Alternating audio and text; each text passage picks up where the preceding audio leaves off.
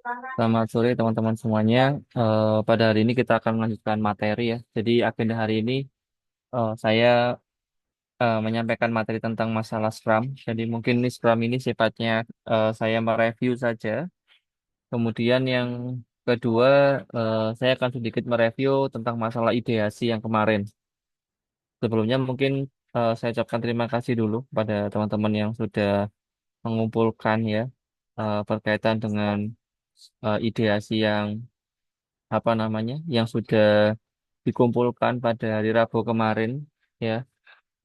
Meskipun ada kekurangan dari sisi konten yang disediakan, namun it's okay, nggak ada masalah.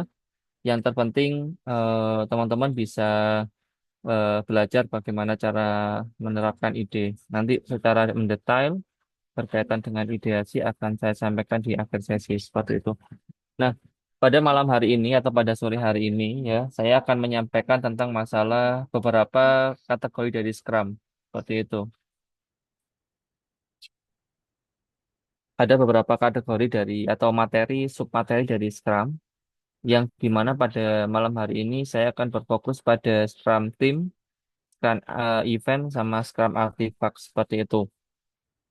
Jadi teman-teman, Scrum ini kurang lebih adalah salah satu framework yang banyak digunakan oleh para developer yang ada di dunia startup khususnya seperti itu dengan durasi eh, pengembangan itu pada satu iterasi kurang lebih 2 sampai 4 minggu seperti itu.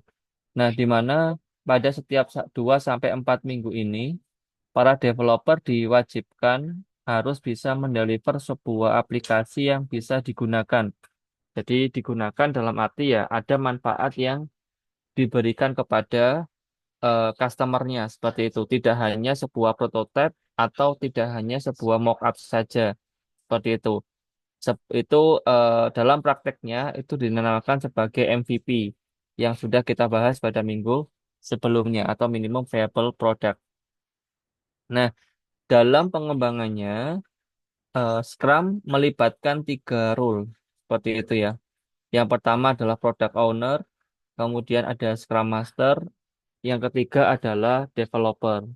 Seperti itu. Nah, tugas dan kewajibannya adalah kurang lebih product owner ini berfokus pada memastikan bahwa produk yang dikembangkan itu masih tepat guna. Artinya bisa dirasakan dan dinikmati oleh pada customernya. Selain itu, product owner itu juga memastikan bahwa pengembangan yang dilakukan itu masih relevan bagi para customer. Seperti itu. Sehingga product owner bertanggung jawab penuh dalam memastikan bahwa produk itu bisa bermanfaat bagi customer seperti itu.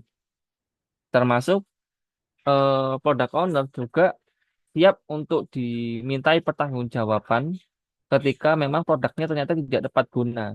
Sehingga di sini product owner ini menjadi drivernya seperti itu ya, yang memiliki kendali penuh terhadap nilai dari sebuah produk tersebut. Itu product owner. Jadi teman-teman, kemarin di minggu kemarin ya, saya sudah memasukkan atau sudah mengumpulkan gitu ya teman-teman yang menjadi seorang PO untuk dijadikan satu grup. Jadi for your information, jadi saya sudah membuat grup terpisah dengan PO dan juga PIC kelas yaitu Mas Rakel seperti itu.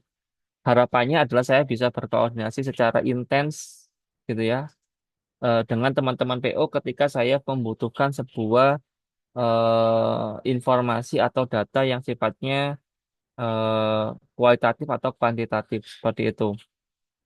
Nah, saya harapkan bahwa teman-teman yang tergabung pada grup PO ini adalah teman-teman yang siap untuk extra miles, gitu ya. Artinya, ketika saya membutuhkan sesuatu, ya saya mau dibantu supaya nanti pengembangan produk ini berjalan dengan lancar, seperti itu.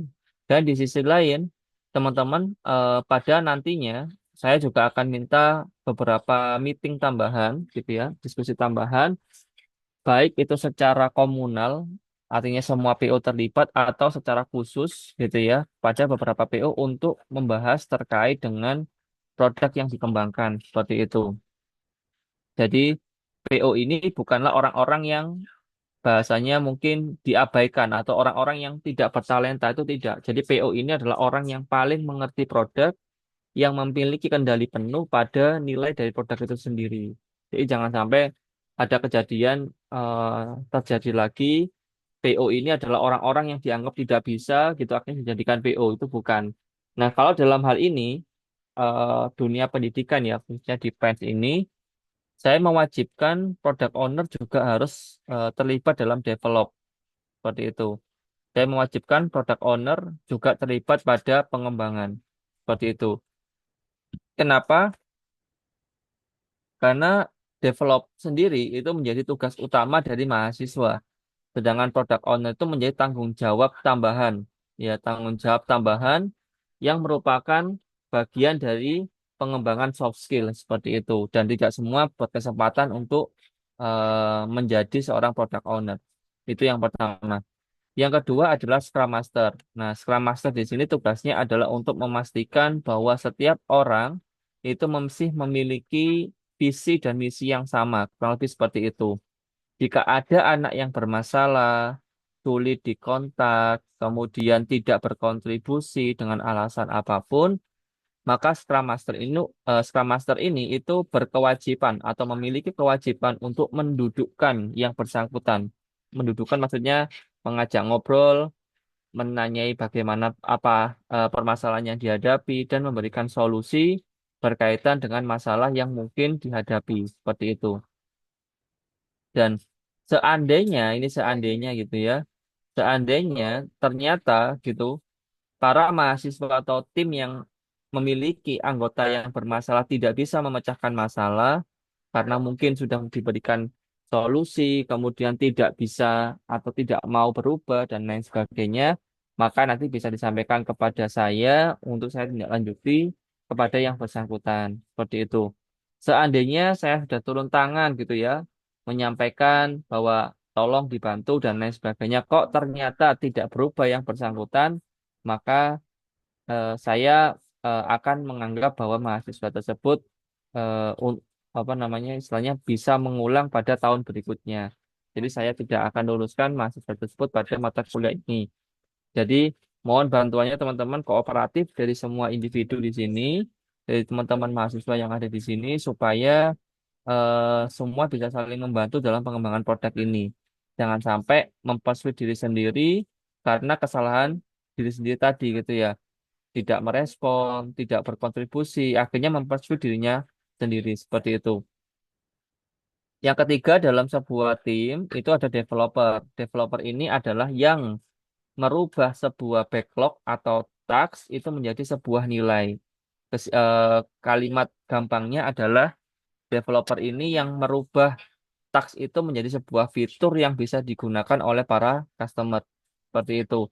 Ketika nanti misalkan ada terjadi kendala apapun di dalam developer ini, maka developer harus mau menyampaikan keluh kesahnya atau hambatannya atau rintangannya kepada timnya. Seperti itu. Jangan sampai ada apa namanya hal-hal yang disembunyikan seperti itu. Nah, dalam Scrum tim itu tidak boleh banyak-banyak gitu ya. Maksimal maksimal dalam Scrum itu hanya 10 gitu ya. Kenapa kok nggak ini Pak, nggak boleh banyak-banyak gitu ya, nggak boleh lebih daripada 10. Jawabannya adalah karena Scrum menganggap bahwa ketika sebuah atau sebuah tim itu terlalu banyak, maka akan terjadi banyak eh, inefisiensi atau tidak efisien gitu ya. Sehingga Scrum memastikan bahwa pengembangan itu hanya dilakukan cukup pada small team, yaitu maksimal 10 orang, tapi dipastikan 10 orang ini berkualitas seperti itu. Dipastikan 10 orang ini apa? Berkualitas seperti itu. Ketika orang itu tidak berkualitas atau salah satu dari tim itu tidak berkualitas, maka ya dapat dipastikan bahwa produknya ya tidak akan berjalan dengan maksimal seperti itu. Nah, apa definisi berkualitas? Dalam Scrum, definisi berkualitas itu yang pertama adalah tentu harus profesional seperti itu. Profesional itu tahu apa yang dilakukan dan tahu apa yang tidak dilakukan dan siap bertanggung jawab atas apa yang sudah dilakukan dan apa-apa yang tidak dilakukan gitu ya. Maksudnya kalaupun nanti misalkan tidak mengambil tax ini maka atau apa menyampaikan bahwa tax ini tidak relevan kepada PO maka dia harus bisa bertanggung jawab apa dasar dia mengucapkan seperti itu. Termasuk dia harus bisa bertanggung jawab pada tax yang diambil untuk diselesaikan sesuai dengan kesepakatan atau sesuai dengan arahan dari PO seperti itu. Itu ya levelnya profesionalitas seperti itu. Yang kedua, karakter yang diharapkan adalah memiliki karakter self manage atau eh, ya bahasanya mungkin self organized gitu ya. Artinya setiap individu itu harus memiliki inisiatif yang cukup. Yang cukup artinya apa? Ketika memang timnya membutuhkan sebuah bantuan, dia menawarkan dirinya untuk membantu pada pengerjaan task itu. Seperti itu. Dan juga ketika ada kendala apapun, secara self organized menyampaikan kepada tim untuk dicarikan solusinya bagaimana. Seperti itu. Yang ketiga adalah cross functional team. Cross functional team itu gini. Jadi sekarang contohnya ya pada saat ini satu tim maksimal adalah 7 orang. Satu tim maksimal adalah 7 orang seperti itu. Nah, di dalam 7 orang ini mereka harus mau bertukar posisi ketika dibutuhkan. Contohnya ada roles mobile dan website, di mana roles mobile dan website ini memiliki tugas yang cukup berat atau back end ataupun mobile seperti itu. Nah, ternyata di sisi lain ada teman-teman yang dapat atau yang diberi amanah jadi rules UI UX gitu ya. Nah, ternyata UI UX itu sudah selesai, tugasnya sudah selesai, tinggal di develop dalam back end, front end ataupun mobile seperti itu.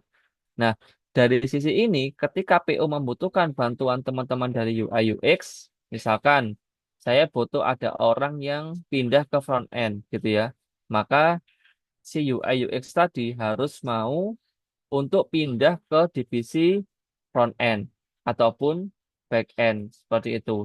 Dan dia harus mau belajar.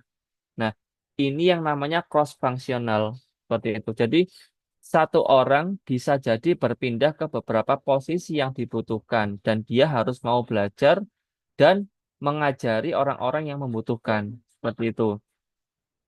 Nah, dengan harapan tim yang seperti ini gitu ya, profesional, kemudian karakternya self organized dan juga memiliki kemampuan cross functional team, harapannya adalah setiap anggota tim bisa saling mengisi. Jadi ketika nanti misalkan ada satu atau dua anggota yang berhalangan, baik itu sakit, menghadiri acara keluarga, atau sejenisnya yang sudah disepakati bersama, maka anggota yang lain bisa eh, diberi tanggung jawab tambahan untuk mengisi kekosongan tersebut. Kurang lebih seperti itu. Itu untuk Scrum Team ya.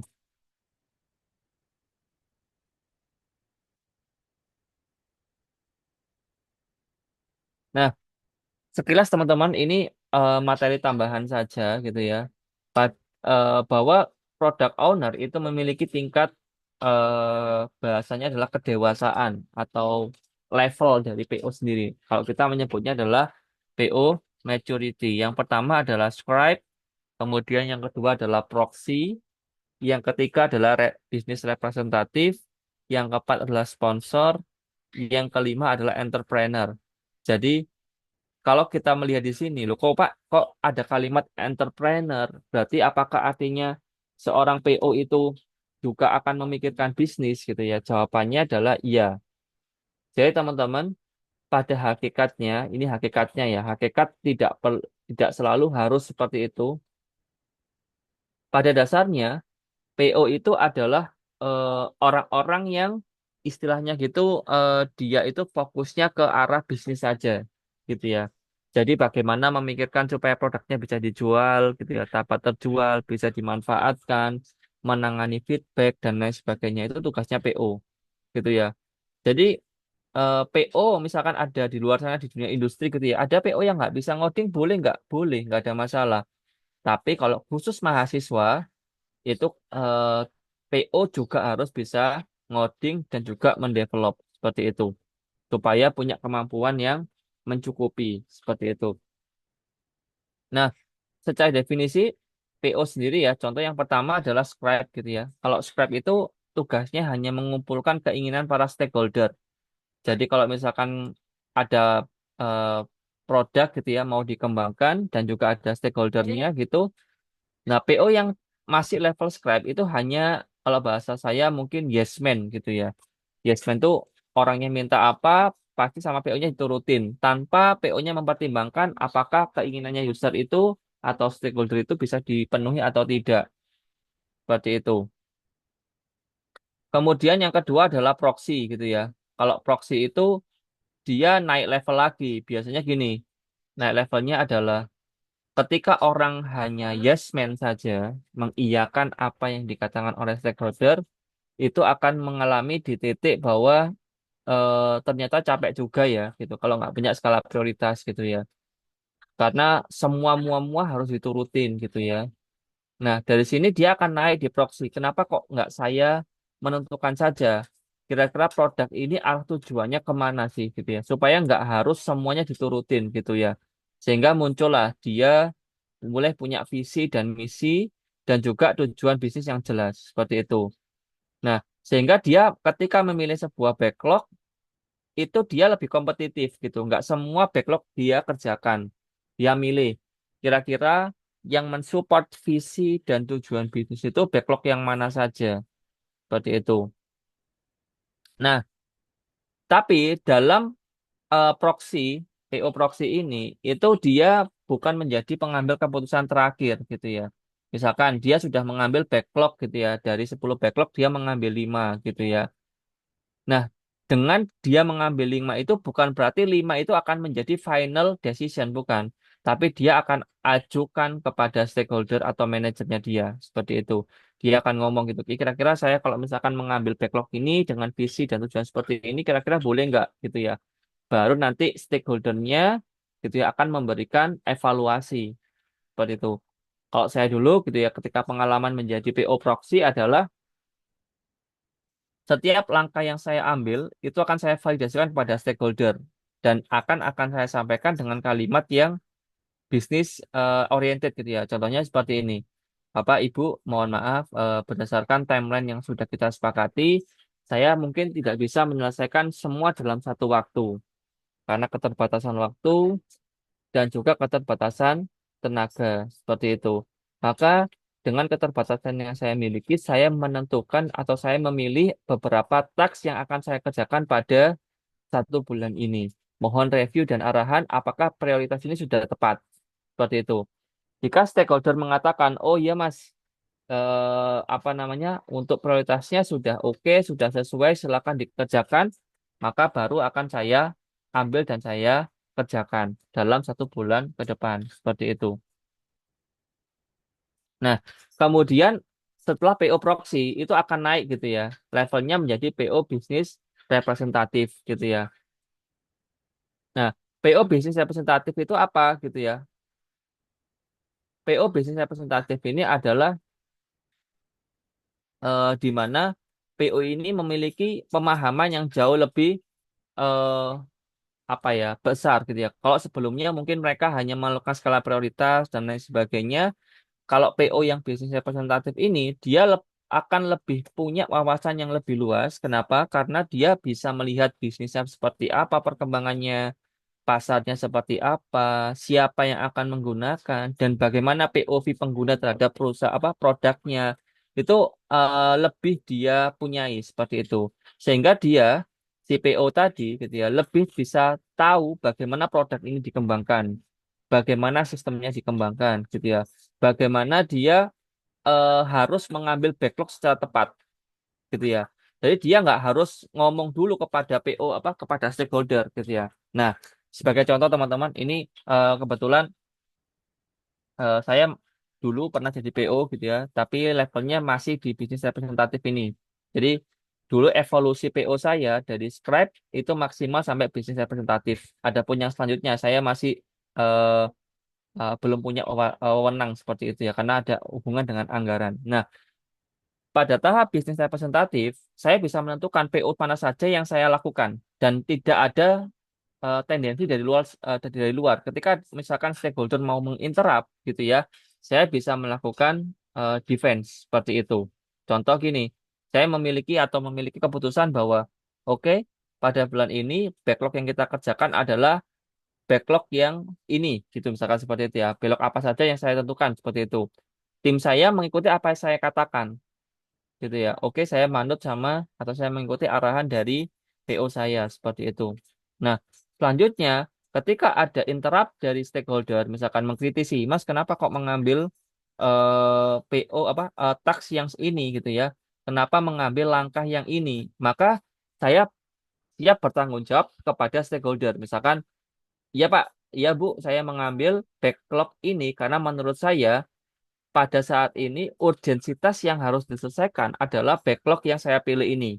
Karena user di lapangan itu sudah menunggu karena adanya proses yang bisa jadi dilakukan di luar pulau. Seperti itu. Nah, ini otoritasnya ada di tangan saya. Baru nanti backlog yang lain akan saya kerjakan di eh, iterasi selanjutnya atau eh, apa waktu berikutnya seperti itu. Nah, sayangnya pada state ini saya tidak memiliki anggaran seperti itu. Jadi saya tidak dipegangi anggaran apapun. Saya hanya bertanggung jawab pada pengelolaan backlog saja dan value saja. Sehingga ketika nanti misalkan nih ya, saya misalkan nih contoh, saya membutuhkan anggaran dana transportasi atau saya ada anggaran untuk pengadaan library tertentu atau apapun itu, saya harus ngomong dulu ke pimpinan di perusahaan saya gitu bahwa saya butuh ini dan lain sebagainya. Apa minusnya? Minusnya adalah ada beberapa waktu tambahan yang harus saya lakukan untuk negosiasi seperti itu. Sehingga saya tidak dengan mudah bergerak dalam proses ini seperti itu. Nah, yang keempat adalah sponsor. Nah, kalau sponsor ini tugas dan wewenangnya sama seperti bisnis representatif, sama. Dia bisa memiliki pemahaman dan konteks yang lebih luas, bisa menentukan backlog, tapi dia juga sudah dipasrai sebuah anggaran. Tapi anggarannya tetap terbatas ya, tidak ada anggaran yang tidak terbatas gitu ya. Anggarannya berapa? Misalkan unlimited, nggak mungkin. Pasti ada anggaran yang terbatas seperti itu. Nah, dari anggaran itu saya bisa lebih leluasa dalam bergerak gitu ya. Saya butuh apa, saya bisa gunakan anggaran itu sesuai dengan apa yang sudah yakini itu akan menjadi sebuah value. Ingat, PO di sini kalau agile gitu ya, PO-nya itu harus PO yang amanah dan jujur ya. Bukan PO yang akhir-akhirnya ujung-ujungnya adalah uangnya dipakai buat pribadi. Nah, itu nggak itu, bukan yang diharapkan seperti itu. Nah, di sini PO ini haruslah PO yang orangnya amanah dan jujur, komitmen dengan value yang harus dihasilkan dari produk yang dikembangkan. Seperti itu. Sehingga ketika nantinya ada biaya yang dibutuhkan untuk pengembangan atau hal-hal operasional yang dibutuhkan untuk menambah value produk itu, maka diambil dari anggaran yang sudah disepakati pada sebelumnya seperti itu. Dan anggaran ini gitu ya bisa dinegosiasi ditambah ketika dibutuhkan. Jadi meskipun dia sifatnya limited tapi tidak bersifat fix gitu ya. Tidak bersifat fix gitu ya. Bisa ditambahkan kalau memang dibutuhkan gitu ya. Negosiasi kepada pimpinan kalau memang ada tambahan. Tapi ini jauh lebih better karena kita sudah pegang dana yang sudah disepakati sebelumnya. Seperti itu. Nah, yang terakhir adalah entrepreneur. Ini entrepreneur ini dia bukan sama dengan CEO, tapi dia di bawahnya CEO. Artinya dia levelnya sudah seperti CEO, tapi ya di bawahnya CEO tadi, mini CEO kita menyebutnya. Dia memiliki wewenang yang sama, seperti hanya bisnis representatif ataupun sponsor, gitu ya. Tapi ada tambahan lain, gitu ya. Dia di sini kalau entrepreneur gitu ya, dia selain memahami pasar gitu ya, tapi dia selain dia memahami pasar, dia juga memiliki visi yang jauh lebih ke depan, gitu ya. Oh, pasar itu seperti ini, tapi apakah pasar itu akan seperti ini terus ataukah lebih bagus lagi?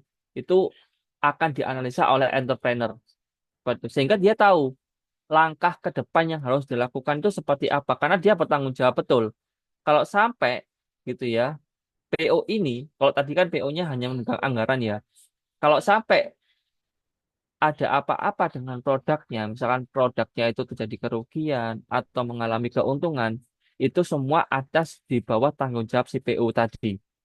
Jadi kalau mungkin sebelumnya gitu ya, ketika ada kerugian, itu tidak sepenuhnya tanggung jawab dari PO. PO akan mungkin berevaluasi dengan para pimpinan, apa langkah yang diambil. Tapi kalau sudah entrepreneur ini, untung dan rugi itu akan langsung di bawah tanggung jawab si PO. Dan PO harus tahu betul ketika mengalami kegagalan atau kerugian apa yang harus dilakukan, ketika untung bagaimana cara meningkatkan keuntungan tersebut sehingga dia apa namanya bertanggung jawab betul pada semua aspek termasuk pemeliharaan, pengoperasian, pemasaran, aspek hukum ataupun penjualan seperti itu. Nah, kalau PO-PO sebelumnya mereka nggak sampai mikirin gitu ya bagaimana pemasarannya, bagaimana aspek hukumnya, bagaimana penjualannya. Mereka nggak mikir, mereka hanya tahu oh pasarnya bagus nih. Bagaimana cara memasarkan orang lain gitu ya. Oh, Pak, ada hukumnya nih. Kira-kira hukumnya bagaimana terapkan? Itu orang lain. Kalau sebelum-sebelumnya ya, mulai dari bisnis representatif ataupun sponsor. Tapi kalau entrepreneur itu mereka sudah jualan sendiri gitu ya. Bagaimana pemasarannya, marketingnya, aspek dunia mereka sendiri yang memikirkan. Jadi kalau orang sudah di titik entrepreneur itu sudah beda, cara berpikirnya juga beda. Seperti itu. Itu untuk PO maturity-nya gitu ya. Nah, teman-teman, dari sini kita belajar bahwa bertim itu membutuhkan sebuah skill. Makanya ada yang namanya apa kemampuan bertim itu eh saya sampai dilupakan ya. Intinya adalah ini ya, pokoknya saya lupa namanya. Padahal yang saya sebut ya. Intinya adalah gini, bahwa bertim itu tidak bisa langsung dalam sekejap bisa terbentuk gitu ya. Tapi semuanya harus diasah dan dilatih dengan adanya proses seperti itu. Makanya dalam sebuah tim, dalam PBL ini kami visinya adalah untuk melatih teman-teman supaya bisa punya kemampuan bertim tadi, gitu ya, soft skill-nya ya, seperti itu. Nah, dalam sebuah tim semua harus mau menyampaikan ide dan berkontribusi secara nyata. Makanya saya selalu menekankan pada setiap orang, gitu ya, dalam setiap orang untuk eh, apa namanya menyampaikan ide-ide yang mungkin dibutuhkan dalam tim tersebut. Tidak ada orang yang misalnya popok bawang, gitu. Tidak ada, gitu ya. Di sini tidak ada orang yang popok bawang. Semuanya harus mau gitu menyampaikan kira-kira apa saja hal-hal yang perlu dilakukan seperti itu. Nah, dalam sebuah tim harus ada yang sepakati. Kita sebut sebagai agree, disagree, and commit, gitu ya. Ini istilahnya adalah divergent and convergent, gitu ya. Divergent itu gini, teman-teman. Ketika dalam forum diskusi, kalian silahkan menyampaikan apapun idenya, silahkan, gitu ya. Boleh, kalian berdebat untuk kebaikan boleh, seperti itu.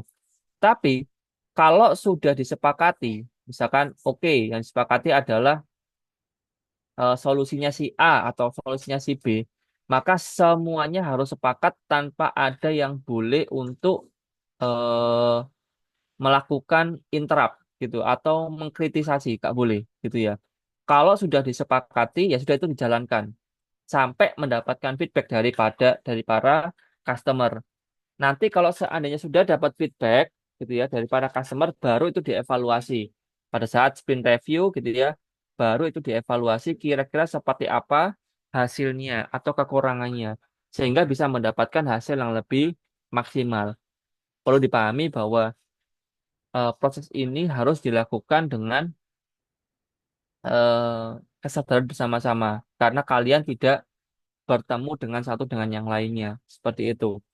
Sehingga kalau seandainya nanti ada satu dua anak yang mungkin gitu ya eh, ber apa ya eh, berkonflik, ini akan menjadi bahaya gitu karena kalian tidak tahu fisik secara langsung seperti itu. Jadi saya berharap bahwa kalian boleh gitu ya berdebat tapi tetap di atas azas untuk kebaikan dan tidak ada yang jangan sampai ada perdebatan yang debat kusir gitu ya, nggak ada ujungnya dan akhirnya menimbulkan sebuah konflik nyata seperti itu, jangan sampai seperti itu. Nah, ini adalah step terakhir ya, namanya Scrum Event. Scrum Event adalah gabungan dari Scrum Artifact dan juga gabungan dari event itu sendiri. Nah, di sini yang kita sebut event adalah yang ada kalimat sprint-sprintnya gitu ya. Kecuali sprint backlog ya. Ada sprint planning, ada daily scrum, ada sprint review, dan sprint retrospektif. Itu adalah sprint event. Seperti itu. Sedangkan product backlog, sprint backlog, dan nanti ada namanya definition of done, itu disebut sebagai scrum artifact. Seperti itu. Nah, nanti akan saya jelaskan ya teman-teman ya, secara mendetailnya bagaimana seperti itu. Nah, sprint planning itu dilakukan kurang lebih 8 jam dalam satu sprint gitu ya. Di awal saja itu sprint planning dilakukan. Nah, sprint planning itu tujuannya untuk menghasilkan sprint backlog yang hanya dikerjakan gitu ya. Sprint backlog itu intinya adalah pekerjaan yang dikerjakan selama 2 sampai 4 minggu. Kalau sekarang kita sepakatinya di PBL ini adalah 4 minggu atau 1 bulan. Jadi teman-teman dalam nantinya ketika Anda mengerjakan sebuah produk, pastikan bahwa backlog yang dipilih itu bisa dikerjakan dalam waktu 1 bulan. Seperti itu. Jangan dilebih-lebihkan dan jangan dikurang-kurangkan. Dan pastikan item yang dipilih itu adalah item-item yang bahasanya bisa direalisasikan, gitu ya. Tidak boleh apa sudah di apa namanya disepakati gitu ya, oh iya oke dikerjakan, tapi ternyata nggak direalisasikan atau nggak selesai. Nah itu nggak boleh gitu ya. Kalaupun nggak selesai, itu harus ada solusinya bagaimana. Intinya adalah di sini harus ada manfaat yang diterima oleh para customer seperti itu. Nanti akan saya tunjukkan bagaimana produk backlog, contohnya seperti apa gitu ya. Nah, daily scrum dalam setiap minggu itu harus ada kegiatan meeting. Harusnya ya defaultnya adalah setiap hari. Kalau bisa setiap hari lebih bagus gitu ya. Kalau bisa setiap hari lebih bagus, waktunya rekomendasinya adalah 15 menit gitu. Waktu rekomendasinya adalah 15 menit gitu ya. Tapi kalau misalkan lebih lama boleh. Misalkan 2 minggu, 2 jam gitu boleh gitu ya. Nah, tapi seandainya ternyata saking sibuknya teman-teman ya karena bekerja dan lain sebagainya gitu ya, hanya mampu gitu seminggu sekali it's better gitu ya, nggak ada masalah. Yang terpenting koordinasi melalui grup itu berjalan dengan lancar dan jangan ada japri-japrian baik dengan satu anggota dengan anggota yang lain. Ya, jangan ada japri-japrian. Semua hal itu disampaikan dan dikomunikasikan melalui grup gitu ya. Semuanya disampaikan dan dikomunikasikan melalui grup. Kenapa? Supaya semua sama-sama tahu progres sampai mana itu yang progresnya sudah sampai mana gitu yang dilakukan seperti itu. Itu dari Scrum gitu ya.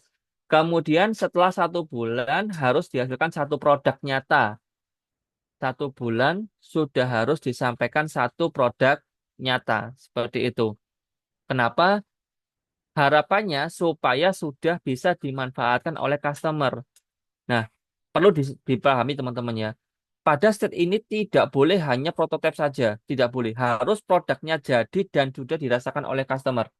Karena nanti akan ada testingnya juga. Seperti itu. Itu yang harus dipahami. Tidak boleh hanya prototipe saja, tidak boleh hanya front end-nya saja, tidak boleh hanya back end-nya saja, tapi satu kesatuan produk ya yang bisa digunakan oleh customer ya meskipun mungkin hanya satu fitur saja satu modul saja nggak ada masalah gitu ya satu fitur saja satu modul saja tidak menjadi masalah yang penting bisa dimanfaatkan contoh kemarin ya yang saya contohkan contohnya perpustakaan gitu ya fiturnya modulnya hanya satu menampilkan daftar buku dan sinopsisnya nggak apa-apa manfaatnya apa orang bisa melihat daftar buku gitu ya sehingga mengetahui buku apa saja yang ada di perpustakaan tersebut. Nggak ada masalah, gitu ya.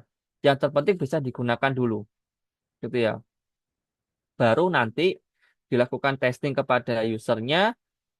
baru kita bisa melakukan sprint review dan sprint retro. Seperti itu. Nah, itu yang diharapkan, teman-teman. Oke, sudah habis ya. Nah, sekarang teman-teman, saya akan jelaskan berkaitan dengan backlog yang harus kita isi gitu ya. Jadi teman-teman kemarin saya ada PR ya.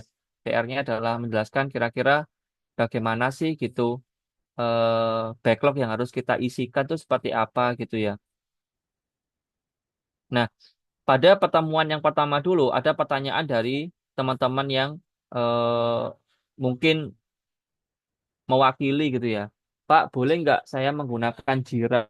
Boleh nggak saya menggunakan Trello? Boleh nggak saya menggunakan Google Task Manage apa kok Google GitHub Task Management?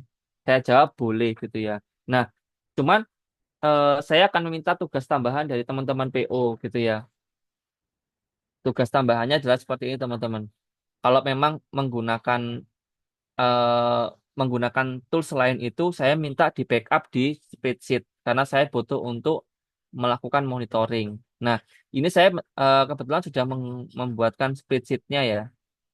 Yang pertama ada product backlog, ada sprint satu, dan juga nanti ada silakan ada sprint 2 seperti itu. Nah, kita coba sprint satu dulu. Nanti akan saya share template ini, teman-teman bisa melakukan apa namanya pengisian gitu ya, backlognya seperti apa. Saya jelaskan dulu teman-teman ya. Backlog ini bisa diisikan dengan dua cara. Yang pertama adalah kalian langsung aja mengisi sesuai dengan modul yang mau dikembangkan. Ingat, bedakan dengan task ya. Contoh, pengembangan gitu ya, fitur katalog buku. Contoh nih, katalog buku gitu ya. Ya kelihatan ini. Katalog buku, saya coba besarkan dulu biar bisa kelihatan. Contoh, pengembangan fitur katalog buku gitu ya. Pengembangan fitur katalog buku, teman-teman bisa tulis di sini gitu ya. Nomor satu. Nah, pada apa namanya sheet yang selanjutnya, pada sheet yang selanjutnya, ya, bentar, tak besarkan aja ini.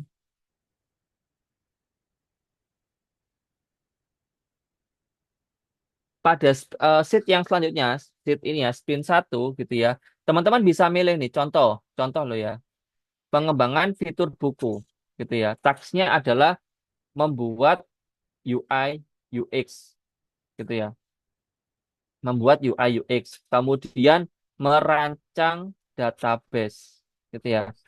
Kemudian mengembangkan atau mungkin bahasanya slicing dari desain ke eh, coding gitu ya. Misalkan contoh seperti itu. Nah, ini yang disebut sebagai task. Nah, backlognya masih sama.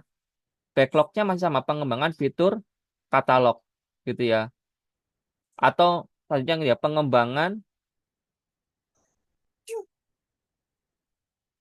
coding gitu ya atau kode backend gitu ya. Nah, ini adalah salah satu bagian dari task gitu ya. Jadi task itu adalah tugas yang jauh lebih rinci daripada backlog. Itu contoh penulisan yang pertama dari backlog, gitu ya. Nanti teman-teman bisa deskripsikan rinciannya itu apa, gitu ya. Membuat UI UX itu rinciannya apa, database itu apa aja rinciannya, slicing itu apa rinciannya, backend jika dibutuhkan, seperti itu. Kemudian ada critical task. Critical task ini adalah kategori gitu ya. Ada core sama peripheral gitu ya. Contoh, ini kita anggap sebagai core gitu ya. Core itu apa? Core itu adalah task-task gitu ya, yang di situ ketika tidak ada task itu akan membuat produknya atau value-nya tidak akan bisa dirasakan oleh pada customer gitu ya. Jadi core itu adalah sebuah task jika tidak dikerjakan maka value dari produk itu tidak akan bisa dirasakan oleh customer gitu ya. Tapi kalau peripheral misalkan seperti ini gitu ya, itu adalah task yang dimana ketika tidak dikerjakan maka tidak mengurangi value gitu ya, atau tidak membuat value-nya tidak bisa dikirimkan hanya berkaitan dengan apa ya tingkat eh, kenikmatan value-nya mungkin seperti itu ya. Contohnya gini, menggunakan tampilan grid view misalkan seperti itu. Kemudian yang kedua menggunakan gitu ya warna hijau atau menggunakan shadow pada masing-masing grid gitu ya. Shadow pada masing-masing grid gitu ya. Masing grid. Nah, ini namanya very viral. Kenapa? Meskipun nggak ada shadow-nya ya nggak apa-apa gitu ya. Cuman border aja itu nggak apa-apa gitu ya. Dia tetap bisa tampil gitu ya. Tapi kalau pakai shadow itu akan jauh lebih kelihatan bagus. Nah, shadow dalam hal ini itu sifatnya peripheral seperti itu. Ini yang akan saya kirimkan ke teman-teman. Nanti silakan diisikan gitu ya untuk detailnya. Nah, di sini akan ada namanya eksekutor satu sama eksekutor dua. Ini nanti bisa dibuat drop down ya, sama seperti yang di critical task ataupun status gitu. Eksekutor ini adalah nama orang. Saya sarankan ini ya, apa namanya, buatan nih, ini aja, default gitu ya. Atau nanti akan saya buatkan juga nggak apa-apa deh. Gitu ya. Misalkan contoh di sini namanya Adrian gitu ya. Nah, Adrian, kemudian ada Irma, seperti contoh aja nama contoh gitu ya. Nah, nanti bisa ditetelkan. Misalkan di sini ada Adrian, ada Budi gitu ya. Adrian tuh hmm, Adrian itu detailnya seperti apa gitu ya kerjaannya. Misalkan Adrian mendesain gitu ya. Mendesain halaman depan gitu ya, dan juga halaman atau mendesain halaman depan gitu ya. Halaman depan. Sedangkan Budim mendesain dan Budi ya mendesain halaman rincian. Contohnya seperti itu. Nah, ini akan membuat saya tahu bahwa oh ternyata Adrian tuh dia ngerjakan UI UX di bagian mana, si Budi ngerjakan UI UX di bagian mana. Nah, dia dalam hal ini sebenarnya bebas. Teman-teman bisa bedakan taksnya, UI UX dibedakan misalkan membuat desain halaman utama by Budi. Sehingga nanti bisa satu eksekutor aja boleh. Tapi kalau misalkan mau dibuat satu taks, dibuat lebih dari satu eksekutor juga nggak ada masalah. Gitu ya, monggo. Bisa bebas. Dan nanti tinggal dibuat statusnya saja. Status awalnya itu open, defaultnya open gitu ya. Defaultnya open. Jadi kalau warnanya abu-abu ini saya anggap sebagai taks yang open gitu ya. Nanti kalau dikerjakan jadi ongoing gitu ya. Kalau dikerjakan jadinya ongoing gitu. Kalau misalkan sudah selesai di in review. Nah, di in review ini gitu ya, silakan nanti developer, masing-masing developer itu mengatakan kepada PO, Mas PO, task saya sudah selesai gitu ya. Silakan dilakukan apa namanya eh, testing gitu ya atau review gitu ya. Kira-kira sudah oke nggak? Kalau misalkan masih UI UX ya tinggal di review aja. Sudah oke nggak UI UX-nya? Kalau sudah oke baru pindah ke slicing atau pindah ke front end-nya seperti itu. Nah, dari situ teman-teman bisa melakukan evaluasi gitu ya. Kira-kira apa namanya kekurangannya di bagian mana? Ketika PO menyatakan selesai, maka dirubah menjadi done. Nah, ini harus dipahami. Ada tambahan yang kedua, ada yang namanya failed atau cancel. Failed kalau misalkan ternyata gagal, PO-nya bisa mengatakan failed gitu ya. Nanti bisa apa namanya diambil oleh si developer lagi gitu ya, dikerjakan lagi gitu, atau di cancel kalau memang tidak jadi diambil seperti itu. Nah, ini monggo. Nanti untuk template ini akan saya share pada masing-masing tim supaya masing-masing tim bisa melakukan penyesuaian. Ada satu tambahan lagi teman-teman ya. Eh, apa namanya? Untuk yang kurang yaitu adalah rules ya. Rules ini bagian ya.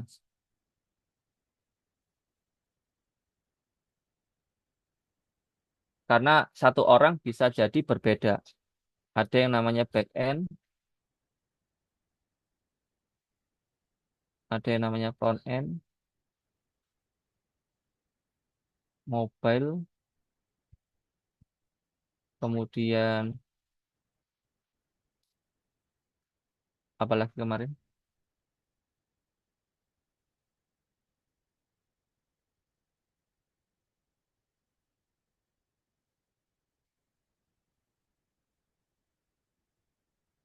UI UX,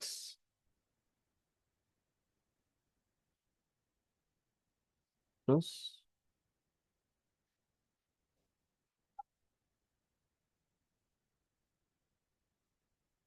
testing ya. Oke, ini ada masing-masing ya. Nanti silakan dipilih gitu. Bagiannya apa gitu. Ini pengembangan apa Pak? Ini UI UX gitu ya. Maka silakan diisi UI UX seperti itu.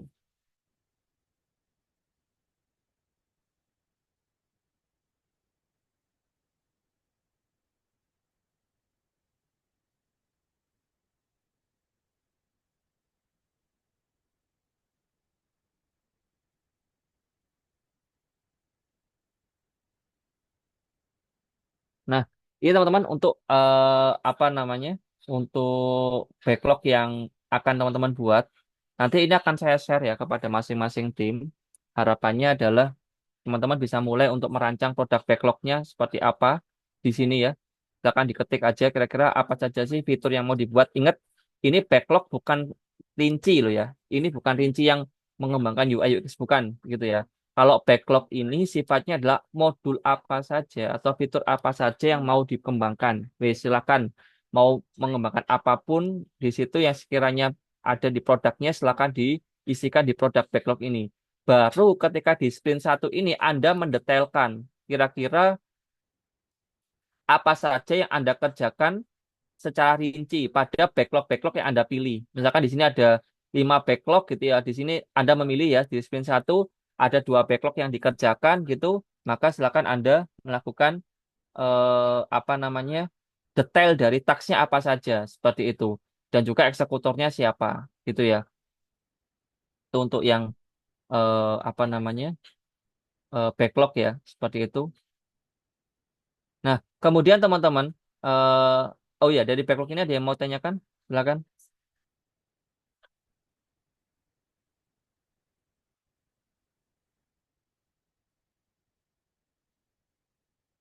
Saya akan menyampaikan review sedikit ya.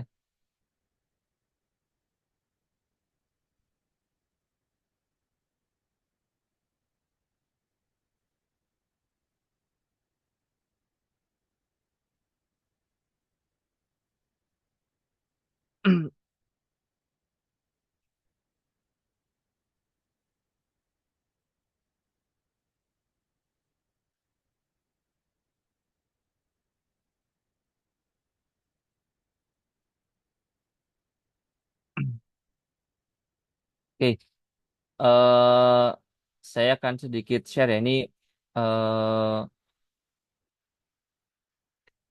catatan biasa sih sebenarnya ya. Jadi ada beberapa kelompok yang tidak ada apa namanya kompetitif analisis ya. Jadi ada beberapa kelompok yang tidak ada kompetitif analisis. Contohnya di kelompok 3, 4, 8, 10, 13, 14. Nanti akan saya kirimkan di 2 grup ya. Baik grup PKP ataupun grup PO. Jadi tolong ditambahkan kompetitif analisis. Karena kalau nggak ada kompetitif analisis, saya nggak ngerti modul yang dikembangkan itu apa. Gitu. Modul yang dikembangkan apa. Termasuk ada juga, sudah ada sih kompetitif analisnya gitu ya. Kelompok 7. Tapi yang dikompetitifkan itu adalah sifatnya, misalkan tidak berbayar, mudah diakses, tidak ada iklan. Nah, itu bukan itu yang saya maksud gitu ya.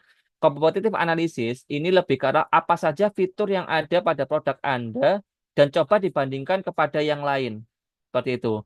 Nah, ini nanti tolong teman-teman dari PO bisa melakukan pengeros-cekan ya. Jadi pastikan sudah ada link kanvasnya, ada competitive analysis gitu ya, dengan cara yang tepat gitu ya. Ini saya lihat kelompok 3, kelompok 4, kelompok 8, kelompok 10, 13, dan 14 itu tidak ada kompetitif analisisnya gitu ya. Kemudian kelompok 7 gitu ya. Kelompok 7 ini eh, apa namanya? eh ada kompetitif analisisnya tapi sifatnya bukan dari sisi fitur kalau saya lihat, tapi sifat atau kelebihannya. Kelebihan itu maksudnya kelebihan secara ini ya, apa namanya? eh keuntungan yang membuat orang itu menyatakan bahwa ini tuh free dan full access seperti itu. Lah itu padahal bukan itu yang saya maksud, tapi fitur apa saja yang harus ada seperti itu. Kemudian kelompok 9. Nah, kelompok 3, 9, dan 11 ini sama. Produknya namanya laporin. Ya, produknya namanya laporin sama gitu ya. Nah, ini tolong diperjelas gitu ya melalui modul-modul itu bedanya apa gitu ya. Bedanya apa? Kalau kelompok 9 gitu ya, kelompok 9 itu saya lihat itu malah yang dikembangkan itu modul modul-modul yang sifatnya informasional atau berita-berita atau artikel. Nah, itu saya tidak berharap ada fitur yang seperti itu ya. Jadi fitur yang di sini bukan fitur yang informasional seperti berita, tapi fitur yang fungsional. Contoh kalau misalkan ada memang ada informasional gitu ya, maka itu harusnya minor gitu ya. Kemudian kalau memang Anda gitu ya mau mengembangkan semacam fitur-fitur laporin ya, bagaimana Anda menampilkan itu misalkan ada semacam eh, statusnya atau bagaimana gitu ya, atau monitor dan lain sebagainya. Nah, itu tolong dipastikan itu ada apa enggak seperti itu. Kalau memang Anda mau membuat semacam laporin. Nanti tolong ini ya teman-teman dari PO kelompok 3, 9 sama 11. Kalau kelompok 11 itu sebenarnya sudah jelas ya, sudah terlihat bedanya. Tapi silakan melakukan koordinasi dan konsolidasi ya kelompok 3, 9 dan 11. Kalian itu bedanya di mana? Dan kalau bisa dirincikan kayak kelompok 3, contoh ya saya contoh kelompok 3 gitu ya. Kelompok 3 di sini tuh hanya mengatakan chat live gitu ya. Nah, ini apa maksudnya chat live gitu ya? Apa kamu membuat chat dan apakah kamu yakin dengan adanya chat saja itu bisa solve gitu ya problemmu? Kan enggak toh ya gitu ya. Makanya saya minta tolong didetailkan fitur-fitur apa saja yang mau dikembangkan di situ dan fitur itu mewakili manfaat apa yang diberikan gitu ya. Contoh ini ya saya tunjukkan ya. Kelompok 3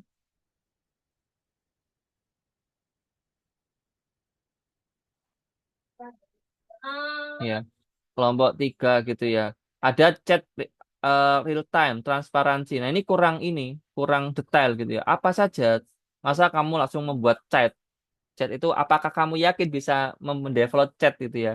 Karena chat itu kan nggak mudah juga gitu ya. Nah, ini tolong didetailkan gitu. Fitur apa saja yang mau kamu buat supaya kamu bisa merealisasikan secara nyata gitu pada sprint 1, sprint 2 ataupun nanti ada sprint 3 kalau memang ada ya. Seperti itu.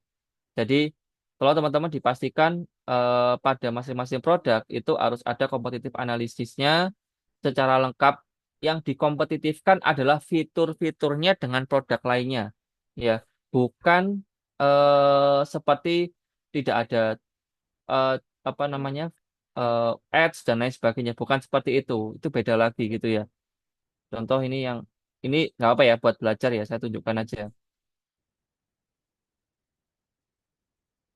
Nah, ini contoh kalau di sini contoh apa ya, comparisonnya gitu ya. Ini juga saya juga bingung gitu ya. Ada detail, kualitas bekerja dan bekerja. Ini gimana sih cara bacanya? Oh, maaf, maaf. Saya yang salah berarti. Ini dibalik berarti ya. Bentar. Tadi itu catatannya adalah yang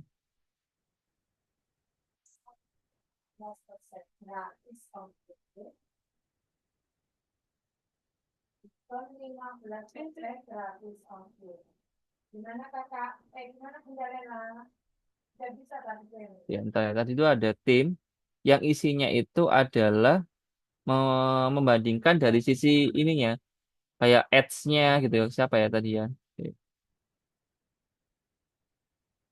ini tidak ada.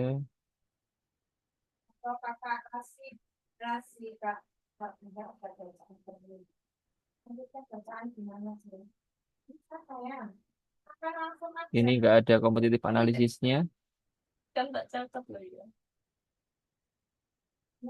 Ya, nanti coba nanti saya detailkan ya. Jadi ada semacam tim yang memang tidak ada ininya, tidak ada kompetitifnya, ada yang ada, tapi fitur yang dikembangkan itu cuma informasional aja, bukan fungsional. Jadi kayak menambah artikel dan lain sebagainya. Itu saya tidak berharap itu menjadi sebuah fitur utama gitu ya. Kemudian yang ketiga ada juga teman-teman yang memasukkan apa namanya? Comparison itu bukan dari sisi fiturnya, tapi kayak semacam tidak ada ads gitu ya. Kemudian full access. Nah, itu bukan seperti itu. Tapi fitur yang mau dikembangkan itu apa? Nah, itu mohon nanti di review kembali teman-teman PO ya.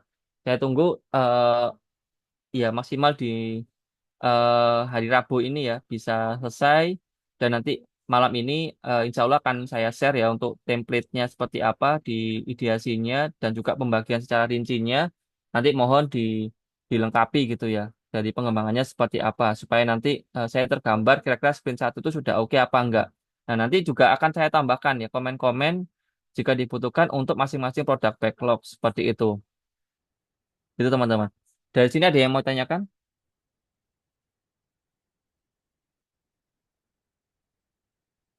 Ingat waktu kita timelinenya maksimal Pak saya lihat ya timelinenya adalah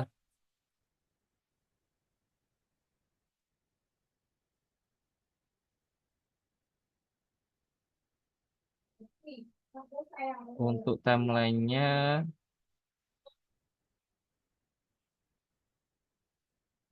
eh,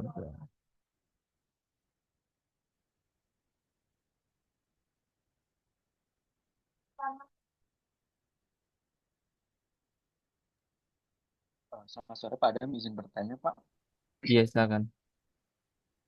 Perkenalkan nama saya Vicky Hermawan. Saya product owner Jelas. project dari kelompok 10 Pak. Nah dari kelompok 10 tadi kan ada sebuah catatan ya Pak ya, yang sudah Bapak bagikan bahwasannya Hmm, masih ada minus dari ideasi yang kita sudah coba buat ya Pak ya. Nah kelompok dari 10 ya. ideasi yang sudah kita kumpulkan itu saya masih kurang dapat gitu Pak. Kurangnya kita tuh di sebelah mana gitu Pak. Karena kalau semisal dari kelompok-kelompok yang lain, dari kita sendiri sudah ada pembandingnya juga dan di mana gitu Pak. Iya. Atau Oke. mungkin project yang Ini kita ya. buat. Oh ya, silakan Pak. Terima kasih Pak. Oke. Di sini gini teman-teman. Ada kalimat gini. No advertise, easy to use, free of use gitu ya. Integration with AI, no registration needed, data security. Pertanyaan saya, fiturnya yang mana, Mas? Oke, dari berarti dari kelemahan kekurangan yang ada di kita itu dari fungsionalitas bukan dari si informasinya itu ya Pak ya. Betul. Jadi harapan saya adalah yang Hmm. dikomparasikan adalah fiturnya. Kalau kelebihannya. Udah. Bukan bukan ininya, bukan ini Mas. Jadi ini contoh yang artinya bisa kita buat belajar gitu ya. Jadi yang dibandingkan bukan kelebihan ini kan kelebihan ya Mas ya. Jadi no advertise gitu. Kamu menunjukkan bahwa ini kamu kalau pakai punya aku itu kamu nggak bakalan terganggu lah sama yang namanya iklan gitu ya. Bakalan enak dipakai gitu ya. Bebas, nggak ada bayar-bayaran gitu ya. Ada AI-nya juga gitu ya. Nggak perlu registrasi dan juga datamu aman gitu kan ya kalau lebih ya. Yang mau sampaikan di comparison gitu ya.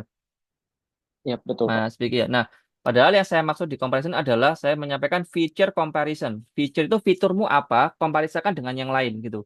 Sehingga kamu bisa tahu, oh dari sisi fitur kelebihannya di bagian mana gitu. Nah ini alhamdulillah tadi Mas Vicky sudah menyampaikan. Saya lupa catat eh, apa namanya, lupa mencatat ya tadi ya untuk yang kelompok 10 gitu.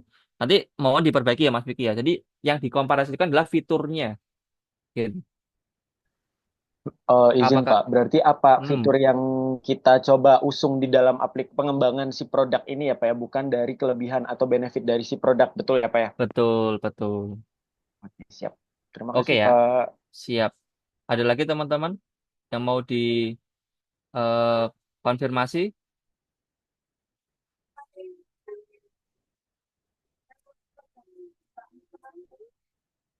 Jadi teman-teman, pertanyaannya mungkin kenapa Pak kok fitur gitu ya yang dikomparasikan. Jadi kita berbasis outcome gitu ya. Outcome itu artinya manfaat gitu ya.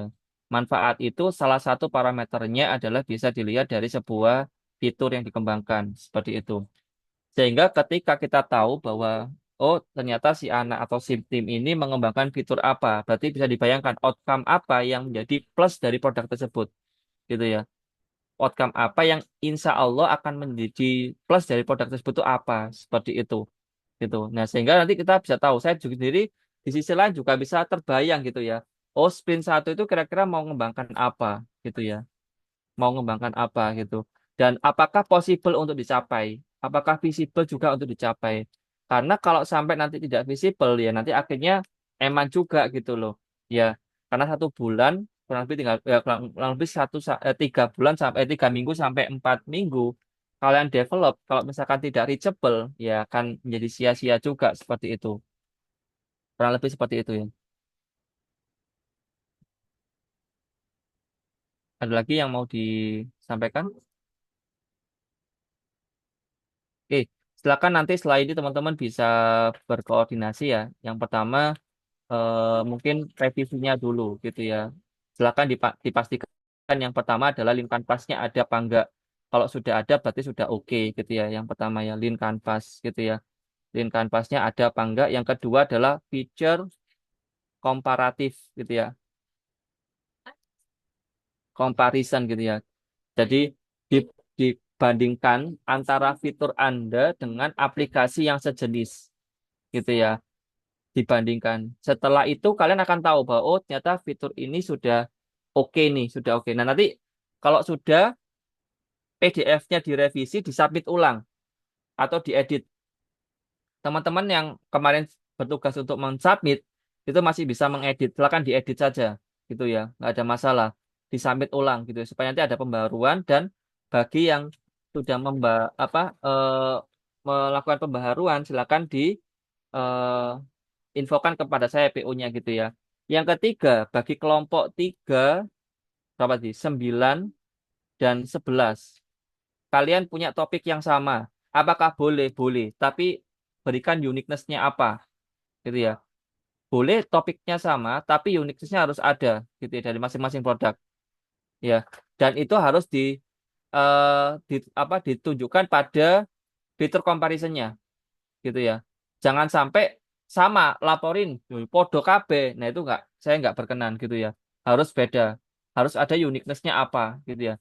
Dan ditunjukkan pada poin nomor 2. Tak tunjukkan poin nomor 2. Nah ini ya, saya share di chat. Nanti silakan di apa namanya dipastikan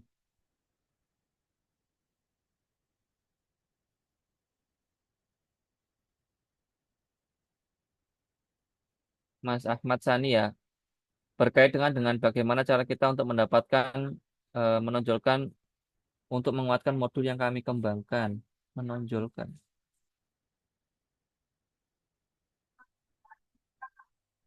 Mungkin bisa dibagi beberapa insight. Jadi gini teman-teman, bagaimana cara kita melakukan atau menonjolkan produk yang kita buat? Nah, pastinya yang pertama dari ide Anda dulu, Anda coba cari produk sejenis, nggak usah banyak-banyak, 4, 5, 3 boleh, gitu ya. Dari situ Anda coba lihat kira-kira fitur yang ada apa saja, gitu ya. Anda boleh nggak membuat apa yang dibuat oleh 3 kompetitor Anda? Boleh, nggak apa-apa. Tambahkan satu atau dua fitur tambahan, gitu ya. Contoh, misalkan eh, aplikasi keuangan, misalkan seperti itu ya. Aplikasi keuangan gitu ya. Contoh yang ada di pen saja deh gitu ya. Yang sudah dibuat sama mahasiswa gitu. Ada aplikasi pencatatan uang, keuangan, ada ya teman-teman ya. Yang budgetin lah, yang apa tadi saya lihat ada gitu ya. Oh, Pak, kalau aplikasi yang selama ini gitu ya, ya biasa mencatat mencatat biasa gitu ya. Kemudian saya ingin menambahkan Pak fitur tambahan mencatat melalui suara gitu ya. Gimana caranya teman-teman itu bisa membuat aplikasi ini menggunakan library yang ada saja, nggak perlu membuat dari nol riset dan lain sebagainya. Enggak. Mereka membuat aplikasi pakai library-nya Flutter gitu ya, mendengarkan suara, ditangkap dengan bahasa Indonesia, kemudian dimappingkan seperti itu. Sehingga jadilah sebuah aplikasi yang berbeda. Itu contoh. Atau yang kedua, gitu ya, aplikasi sama budgeting juga, mencatat budget gitu ya. eh Mereka melakukan scan stroke gitu ya, foto di OCR jadi. Atau yang lainnya, oh saya punya ini Pak, apa namanya notifikasi. Kalau yang lain nggak ada notifikasinya, saya pakai notifikasi di reminder berdasarkan misalkan 1 bulan sekali, 1 minggu sekali, nggak apa-apa, nggak ada masalah. Yang simpel-simpel aja gitu ya. Atau misalkan, oh saya pengen aplikasi budgeting saya itu bisa memberikan warning gitu ya. Uang mau habis nih gitu ya. Nggak apa-apa, nggak ada masalah. Yang penting kamu ada semacam perbedaan meskipun itu sangat kecil gitu ya. Mengingat aplikasi kami buat relatif kecil seperti itu dibandingkan dengan aplikasi jenis nggak ada masalah. Jadi gitu teman-teman. Kalau dari saya intinya ada uniqueness-nya saja. Wis, apapun boleh. Yang penting nggak harus sulit tapi harus ada. Gitu ya Mas Hani ya. Nggak harus sulit tapi harus ada. Kenapa? Supaya tidak cenderung menjiplak. Supaya tidak cenderung menjiplak. Gitu ya. Tapi kalian berupaya untuk inovasi. Seperti itu. Paling nggak ini menjadi mini TA lah. Meskipun digerak bertim. Seperti itu. Caranya bagaimana? Ya, caranya tadi melakukan komparasi kepada aplikasi yang lain, kemudian tambahkan satu yang sekiranya kalian anggap itu menjadi sebuah uniqueness-nya. Seperti itu. Gitu ya, Mas Ani ya. Oke ya. Itu juga berlaku bagi teman-teman yang lain juga. Silakan melakukan komparasi aja. Bagaimana Pak kalau misalkan tiga ternyata yang lain ada ya sudah anggaplah minimal tiga meskipun mungkin yang lain ada ya sudah anggaplah uniqueness sekalian dengan tiga produk yang kalian komparasi itu menjadi valid seperti itu. Nggak usah terlalu sulit aja. Yang penting target saya jadi aja gitu produknya gitu ya. Target saya jadi dan ada uniqueness yang lebih bagus daripada kompetitor yang kalian sebutkan. Sudah beres gitu aja. Oke, ada lagi yang mau tanyakan? Saya siapkan presesinya dulu ya.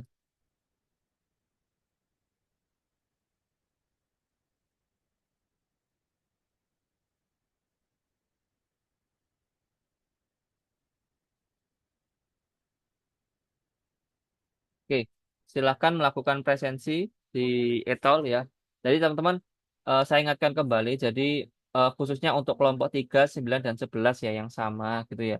Silakan nanti kalian bisa berdiskusi. Kalau yang saya lihat yang paling lengkap kelompok 11 gitu ya. Kelompok 11 sudah sangat oke, komparisnya juga sangat terlihat gitu ya.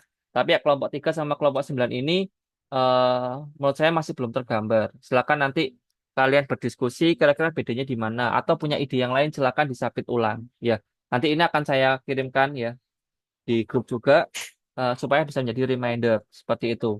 Dan berdasarkan eh,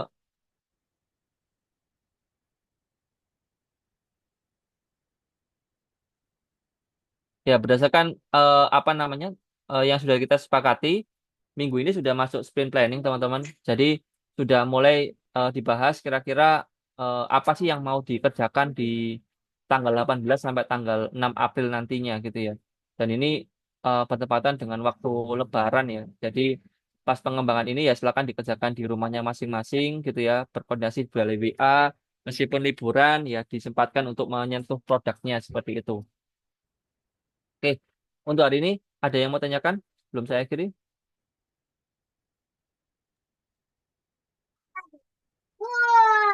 Untuk recordnya nanti silakan minta ke Mas Ragel ya. Untuk recordnya dibawa Mas Ragel. Saya tidak merecord. Ini direcord kan ya? Direcord sama Mas Ragel ya. Jadi teman-teman untuk Zoom ini saya dibantu sama Mas Ragel. Terima kasih Mas Ragel sudah dibantu. Nanti untuk recordnya semuanya ada di bawah tanggung jawab Mas Ragel ya. Seperti itu Mas Ani. Karena kebetulan kami dari PENS tidak ada fasilitas Zoom ya. Karena ada efisiensi dari kementerian gitu. Ya, saya hanya punya Google Meet yang versi full, tapi tetap versi fullnya nggak bisa direcord juga. Jadi ya, mohon maaf gitu ya. Seperti itu. Oke, jika tidak ada, saya akhiri teman-teman PR saya dari saya sendiri. Saya akan share untuk masing-masing produk backlog ya. Semoga nanti bisa direalisasikan. Mohon maaf kalau kemarin ada keterlambatan gitu ya. Eh, Tolong nanti untuk teman-teman yang masih ada tugas merevisi PPT gitu ya atau PDF ideasinya silakan diperbaiki. Bagi yang sudah oke, silahkan dilanjut gitu ya supaya nanti eh, bisa persiapan lebih cepat seperti itu. Mohon maaf untuk kekurangannya untuk hari ini. Terima kasih. Selamat berbuka puasa. Assalamualaikum warahmatullahi wabarakatuh. Waalaikumsalam warahmatullahi Waalaikumsalam wabarakatuh. Terima kasih warahmatullahi Pak wabarakatuh. Adam. Terima kasih, Pak.